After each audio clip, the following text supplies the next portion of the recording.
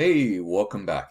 Today we're starting to finish up our oscillations unit for AP Physics C Mechanics. And so we're going to wrap up our unit with talking about some of the key ideas that we've been dealing with and bringing them together in this kind of summary lecture on some of the ideas and setting up a final form of an equation that could be useful and is highlighted by the College Board. So we should know this, we should know how to do these things. So let's go ahead and get to it. First of all, we do need to talk about something that's a little bit different than what we've talked about. So far in the course, we've talked about simple pendulums. I'm not sure if you've noticed, but typically when pendulums are talked about, they're talked about as simple pendulums. And what that means is the center mass is at the geographic center of the pendulum. Usually it's something like a sphere or a circle or something like that, where you don't really need to worry about the shape and whatnot. Here, you can have actually physical pendulums. You can have things that are not entirely shaped like a sphere or a circle. You can have just very random shapes that will rotate back and forth. And so I've drawn one here. You can see kind of this random shape that you have. They can be not even uniform. And if they're not uniform, it is helpful to know where the center mass is. So just know that a physical pendulum is a rigid body that undergoes oscillation about a fixed axis.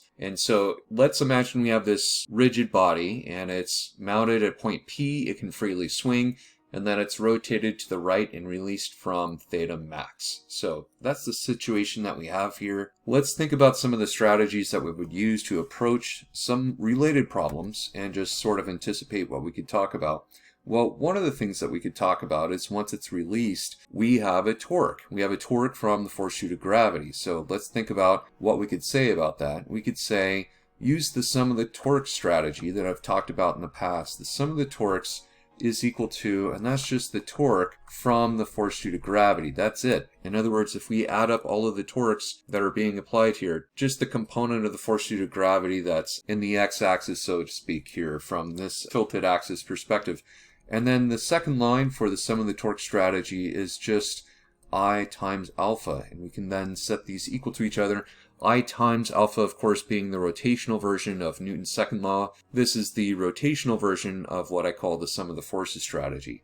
So let's think about what we can say with that. So we can take that and move it over here and just say, well, the torque from the force due to gravity is equal to I times alpha. Well, what else can we say that's interesting about this? Let's break down the torque and think about what that is. Well, in this case, we know what the r vector is in the torque equation. Remember, torque you could say is a cross product of r crossed with f. That's sort of the variation of what we'll see on the equation sheet. Maybe you'll see, like, you've got a couple vector notation symbols here, but that's basically it. So let's think about this. Well, we know in this case the r vector, we're going to call d here. And we also know something about the force. The force, I could draw this out, but at this stage you're probably pretty good. This is going to be mg, and then this is going to be mg sine of theta. You can probably anticipate that, assuming this is theta right here, right? So let's write that in. Let's say mg sine of theta. That's what we have on the left-hand side. Let's think about what we have on the right-hand side. We'll call this the I for the pendulum. And let's think about alpha. So let's think about alpha and what we can do with that, something that's interesting.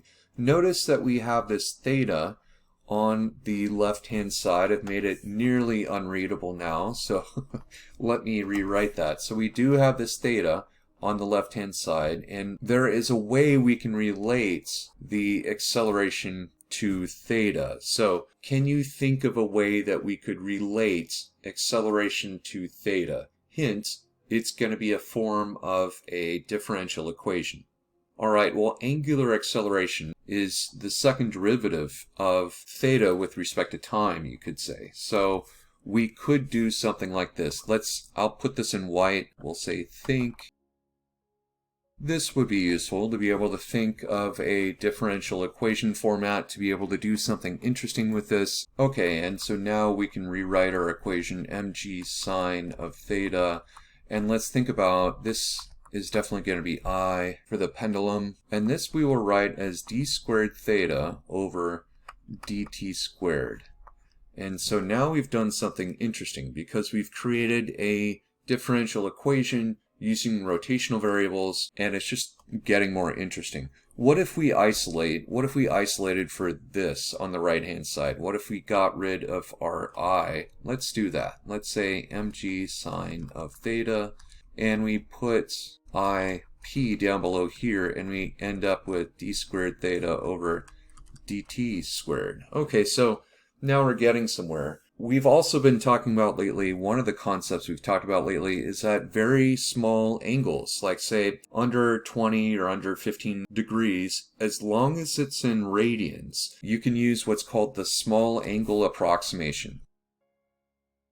Okay, and so that's actually quite useful. Like, we can do something else interesting with this. So let's do that. We'll say instead of sine theta, we're just going to write theta. IP is equal to d squared theta over dt squared. Okay, so that's more helpful. Now what I want to do is take a side step for a minute. There are equations that we can use that will relate these things that we've been talking about lately. And you could be saying, what are you even talking about at this point? Let me explain. So lately we've been talking about a position equation that you're given for simple harmonic motion. And it looks like this. This is on your equation sheet. Okay, so that's on your equation sheet. And I've shown from this equation how you can derive velocity, the velocity of a simple harmonic motion system, just by taking the derivative, right? I've actually proven that. I'll put a link to the proof of these next two equations I'm going to show you in a moment up in the upper right about now, but let me write this out.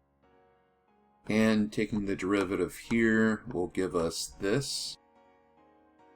Okay, so those are the linear versions of these. We also have rotational versions of these. So rotational versions, maybe I will move this down to give myself a little bit of room so I can do this in the x-axis, so to speak. So let me show you, these are the linear version of these motion equations for simple harmonic motion. And if we want to think of the rotational version, then there are rotational versions that we can do, and they just transfer one to one, so to speak, using rotational variables. So let me show you what I'm talking about.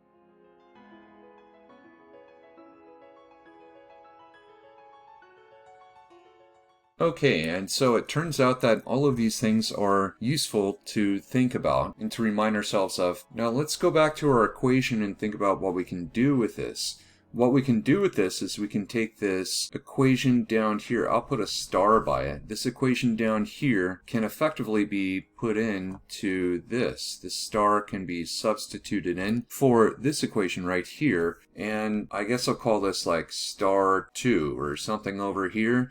That can also be put in for star 2 over here. So let's take a look at what this would do for us if we did this substitution for a moment. I do need to go back for a moment. Actually, there was one thing that I forgot, and it's actually quite important.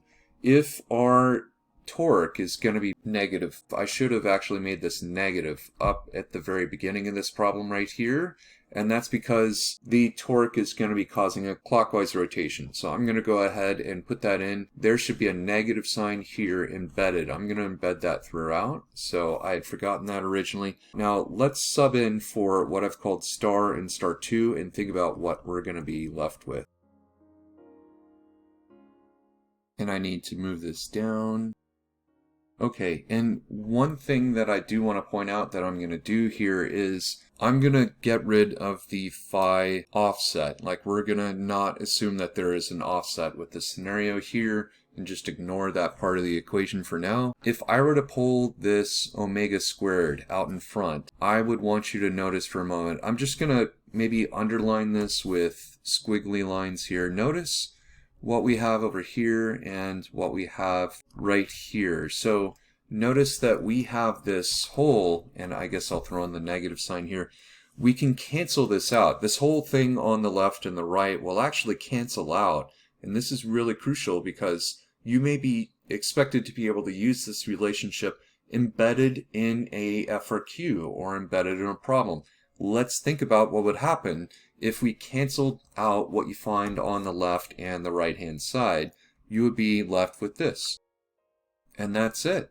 That's what you would be left with. So you might be wondering, where would we use this? This would be embedded in an FRQ. You might need to derive this and show the work for this. It's actually a really good summary of a lot of the major concepts we've been talking about with oscillations for this unit for AP Physics E Mechanics. I do want to say I've gone over all of the major ideas for a physics course, high school honors physics course, say, as well as basically all of the concepts for AP Physics E Mechanics for the most part. So hopefully this has been helpful, and if you have any questions or comments down below, please let me know, and I hope you all have a great day. Take care.